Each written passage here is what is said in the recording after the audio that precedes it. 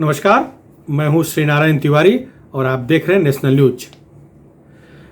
बड़े आश्चर्य की बात है, महाराष्ट्र में कोविड से हुई मौतों को लेकर के आज देश के हर कोने में चर्चा होती है कि सर्वाधिक मृत्यु कोविड में महाराष्ट्र में हुई है।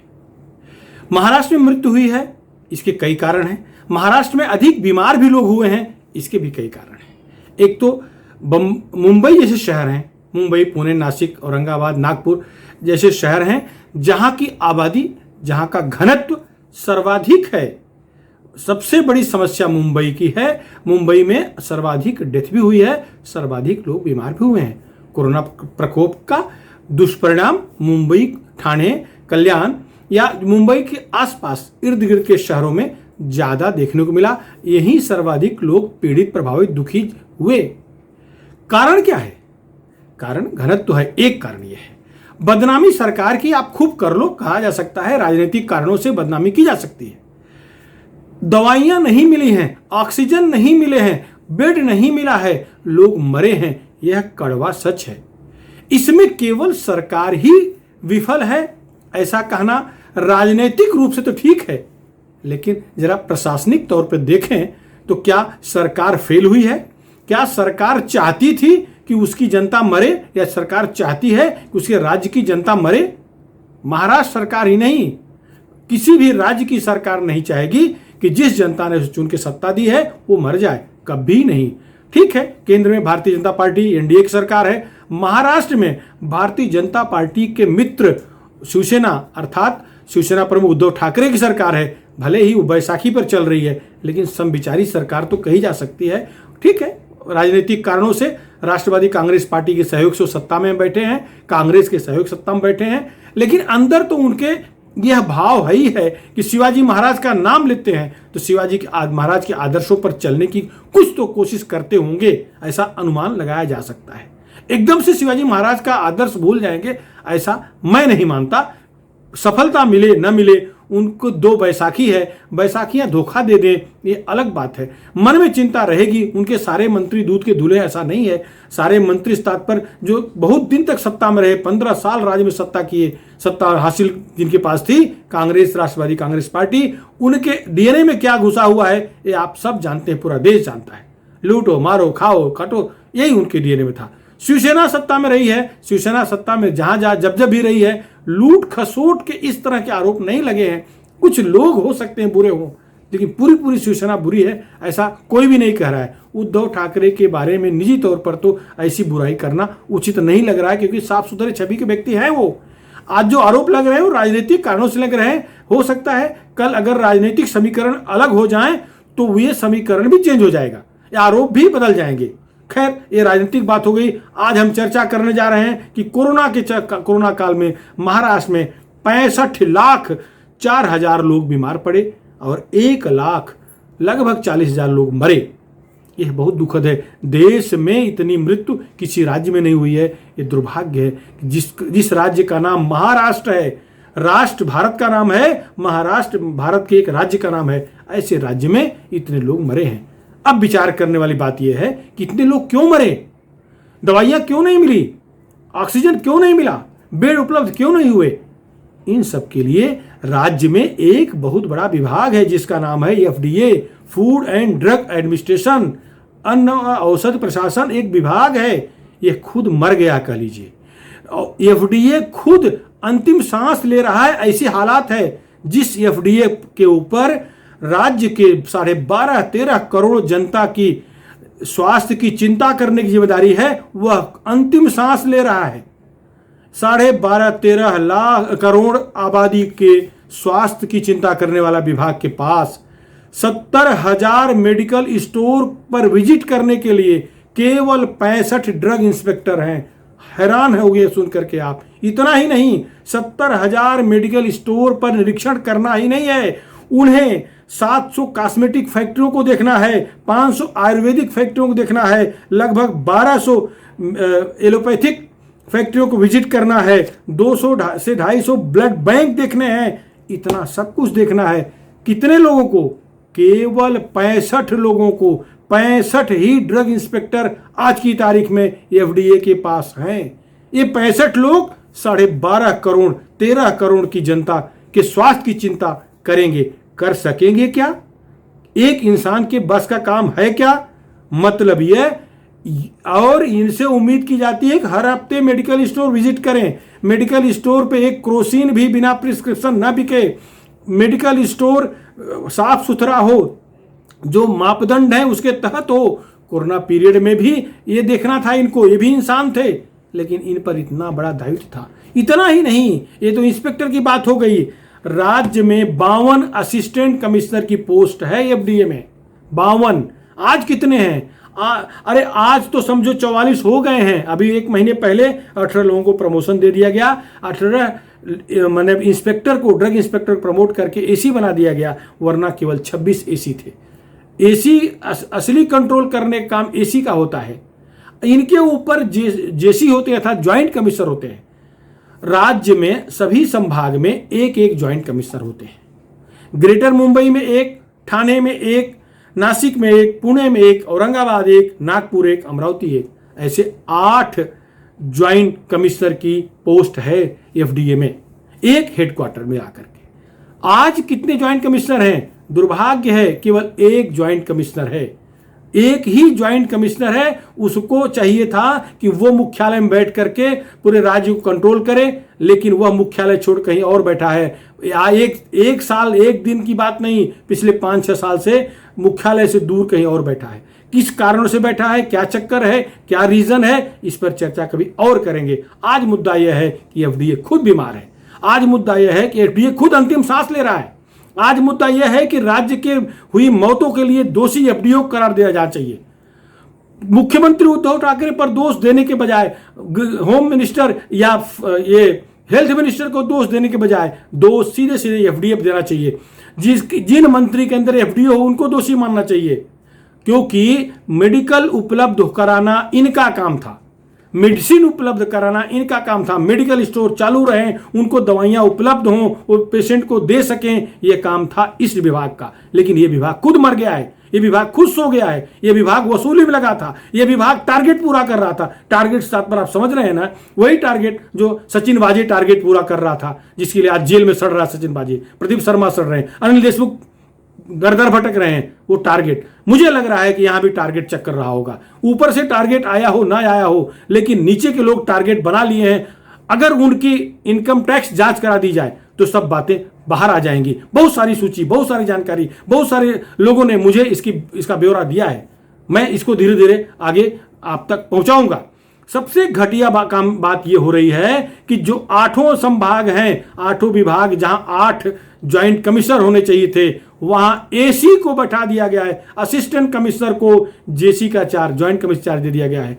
जो जिस लायक होता है उसको उसी लायक काम मिलता है, यह प्रशासन का नियम है। ठीक है, अगर वो पदोन्नति के लायक हैं तो उन्हें पदोन्नति दो, उनको बैठाओ, उनसे ड्यूटी कराओ, गलती करें तो लटका दो। कोरोना में इतनी मौतें हुई, दवाइयां नहीं मिली हैं, ऑर्डिनरी क्रोसिन पैरासिटामॉल नहीं मिला है, रेमडेसिविर की बात तो दूर की है, सामान्य बुखार की, सर्दी की सिट्राजिन जैसी दवाई नहीं मिली लोगों को, लोग मरे हैं, दवाइयों के कारण मरे हैं। बी कॉम्प्लेक्स नहीं मिला है, विटामिन सी नहीं मिले हैं। क्या चक्कर है? एफडीए कर क्या रहा था? सच्चाई है, अगर 1,40,000 लोग मरे हैं तो इन पर मर्डर केस दाखिल किया जाना चाहिए, इस विभाग पर दाखिल किया जाना चाहिए। एकदम ये मुक्त घूम रहे हैं, इन पे कोई चर्चा ही नहीं कर रहा है। क्यों भाई, क्यों नहीं? दोषी नहीं हो, पेमेंट क्यों मिल रहा है? पेमेंट तो आपको जनता के टैक्स से आया पैसा, आपको पेमेंट दिया जा रहा है ना। और इसमें प्रशासन का दोष तो है ही है, मंत्रालय का दोष है।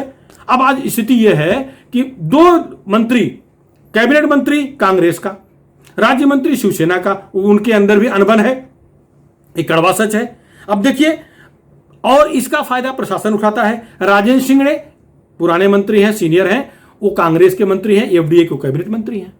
और राजेंद्र यद्रावकर पाटिल राज्य मंत्री हैं एफडीए के, वो शिवसेना के मंत्री हैं। इन दोनों में भी बहुत कुछ बनती है, यह क्लियर नहीं है। अब इसका फायदा उठा कौन रहा है? इसका फायदा ये उठा रहे हैं। दुर्भाग्य की बात, ठाणे में तो विजय पावनीकर, ये जेसी है, ज्वाइंट कमिश्नर है, अधिकृत तौर पे एक प्रमोटेड ज्वाइंट कमिश्नर है, ये उनको पद मिला है, 6 साल से यहां बैठे हुए हैं। इसके अलावा हेडक्वार्टर, जहां सीनियर मोस्ट आदमी बैठना चाहिए, वहां गहाने बैठे ओएसी है। ग्रेटर मुंबई का प्रभार बेले के पास है, ओएसी है। नासिक का प्रभार भामरे के पास है, भामरे एसी, और उसके पास ठाणे का भी एक एसी का चार्ज प्लस नासिक का चार्ज दिया हुआ है। पुणे का चार्ज एसबी पाटिल के पास है, वो भी एसी है। औरंगाबाद का चार्ज संजय काले के पास है, वो एसी है। सबसे आश्चर्य की बात, नागपुर और अमरावती का जो एसी अभी जस्ट प्रमोट हुआ है महीने 2 महीने पहले, उसको भी जेसी का चार्ज मिला हुआ है। नागपुर का चार्ज वाडेकर, अमरावती का चार्ज घरोटे, ये सब एसी हैं, जस्ट प्रमोट होकर आए हैं 6 महीने 5 महीने पहले, और इनको एसी हुए हैं अभी 6 महीने पहले, अब उनको जेसी अर्थात ज्वाइंट कमिश्नर चार्ज मिला हुआ है। भाई ठीक है, अनुभव सब कुछ कराता है। तात्पर्य, कहने का तात्पर्य यह है कि इस विभाग, इस बीमार, इस मरणासन अवस्था में पड़े डिपार्टमेंट को जिंदा करने का काम पहले किया जाना चाहिए था, क्यों नहीं हुआ? आपको ये सुन के हैरानी होगी, आश्चर्य पड़ जाएंगे कि एक कमिश्नर, एफडीए कमिश्नर अभिमन्यु काले थे, उनका तबादला इसलिए हो गया कि महाराष्ट्र के पीड़ित दुखी लोगों को रेमडेसिविर उपलब्ध करा दिया। 50-60 हजार रेमडेसिविर ला करके महाराष्ट्र में उपलब्ध कराए अन्य राज्य से, यह उनका गलत काम है। उनको पुरस्कार देने के बजाय दंडित कर दिया गया, उनका ट्रांसफर कर दिया गया। कैबिनेट में बवाल हुआ था, सारे आपने सुना होगा, पढ़ा होगा, हम लोग इस पर चर्चा कर चुके हैं, मैं इससे पहले चर्चा कर चुका हूं। वो जितेंद्र आव्हाड मिनिस्टर ने उसको इशू बना दिया कैबिनेट मीटिंग में, इसके कारण मुख्यमंत्री को न चाहते हुए भी ट्रांसफर करना पड़ा, और वहां लाके बैठा दिए गए हैं परिमल सिंह। अभिमन्यु काले भी आईएएस थे, परिमल सिंह भी आईएएस हैं। परिमल सिंह सेल टैक्स में अच्छे काम बुरे काम जो भी जैसा रहा होगा, ज्यादा उस पर चर्चा नहीं करना है, वो अच्छा काम करके आए हैं, ऐसी चर्चा है। यहां अच्छा काम कर रहे हैं, अच्छा काम करने की कोशिश कर रहे हैं, इस तरह की भी चर्चा है। टाइट किए हुए हैं, इससे हड़कंप भी है, ये भी सच है। अभिमन्यु काले अक्टूबर महीने में आए थे, 20 अक्टूबर 2020 में, और अप्रैल में उन्हें हटा दिया गया क्योंकि देवेंद्र फडणवीस या भाजपा पूर्व मुख्यमंत्री के कहने पर वो उपलब्ध कराए थे 50 से 60 हजार रेमडेसिविर। आपको याद है जब पुलिस थाने में बैठ करके, पुलिस स्टेशन बैठ करके देवेंद्र कमिश्नर ने पूरा एक तरह से बचाया, नहीं तो वो जो मेडिसिन दिया था, रेमडेसिविर उपलब्ध कराया था, उसके मालिकों को भी जेल में डालने का षड्यंत्र कर रही थी। ये टारगेट वाली पुलिस। उस समय कौन था हेल्थ मिनिस्टर, उस समय कौन था होम मिनिस्टर, आप जानते हैं, वही देशमुख साहब थे, अनिल देशमुख, टारगेट फेम।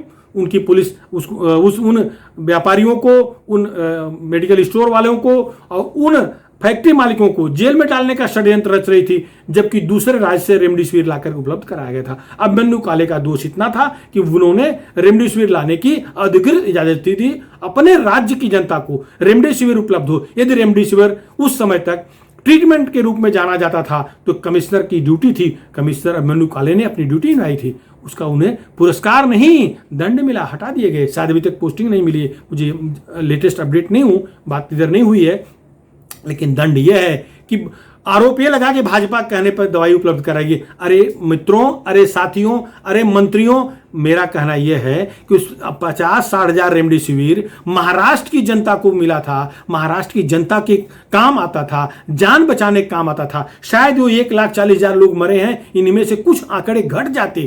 क्या पाप किया था काले ने, क्या पाप किया था? और परिमल सिंह आए तो ये भी वही काम करेंगे। कोई भी आईएएस आएगा अपने डिपार्टमेंट को सुधारना चाहेगा, वो कलंकित करना नहीं चाहेगा। अपवाद कुछ एफडीए में अय्याशी करने आए थे लोग पहले, मुझे भी मालूम है, मंत्री महोदय आपको भी मालूम है। एफडीए के डिपार्टमेंट सारे लोग जानते हैं किस तरह से अय्याशियां करने या किस तरह से इंजॉय करने पहले कई कमिश्नर आ चुके हैं। ये सर्वविदित है, मैं लोकमत में इस पर स्टोरी कर चुका हूं, मैंने जनसत्ता में इस बहुत सारी स्टोरियां की है, इसलिए मैं कह रहा हूं और दावे से कह रहा हूं, जिम्मेदारी लेकर कह रहा हूं।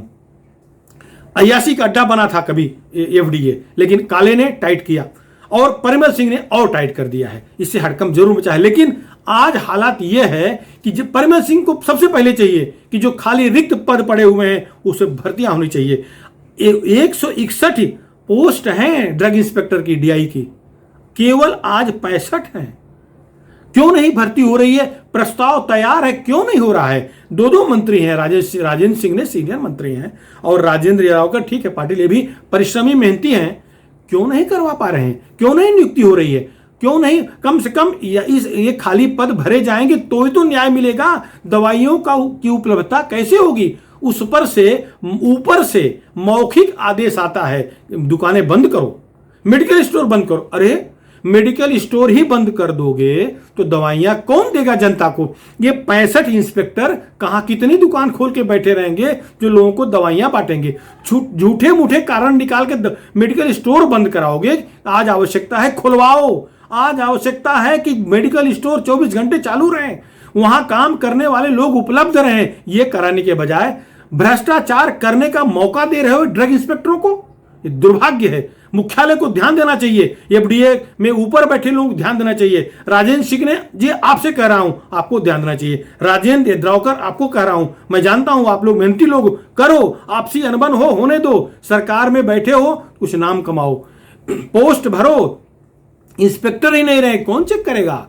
ये उल्टा अगर मौखिक आदेश दिया जाएगा, वीसी के द्वारा ऑर्डर दिया जाएगा कि बंद करो मेडिकल स्टोर को, टारगेट पूरा करो, तो टारगेट अपने जेब में भरेंगे, थोड़ा बहुत इधर ऊपर बांटेंगे, लेकिन ये मालामाल होंगे तो एक दिन इनकम टैक्स जरूर इनके पीछे पड़ेगा।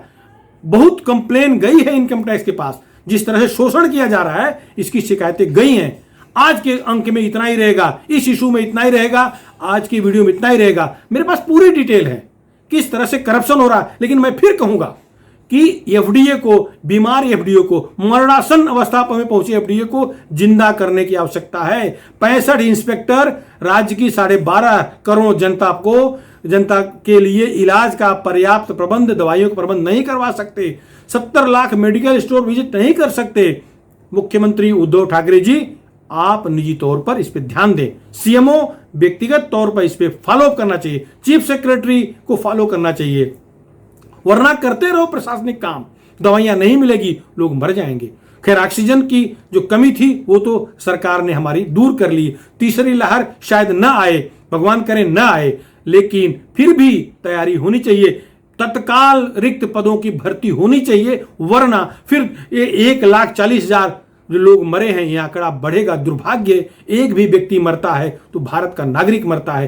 वो परिवार को सोचिए, जिस परिवार से कोई जाता है ऐसे कोरोना काल में जो गया है, वो दुखी परिवार के बारे में सोचिए। नरेंद्र मोदी जी, प्रधानमंत्री जी, आपको भी, केंद्रीय स्वास्थ्य मंत्री जी, आपको भी इस पर चिंता करनी चाहिए। जो भी जहां भी जिस स्तर बैठा है, रिक्त पदों को भरा जाना चाहिए और भ्रष्टाचार रोकने के लिए क्या करना है सोचना चाहिए। इन जो आज ड्रग इंस्पेक्टर हैं, एसी हैं, जेसी हैं, जो कार्यवाहक जेसी हैं, ये भी लूट खसोट में लगे हैं, इन पर भी निगरानी रखना आवश्यक है।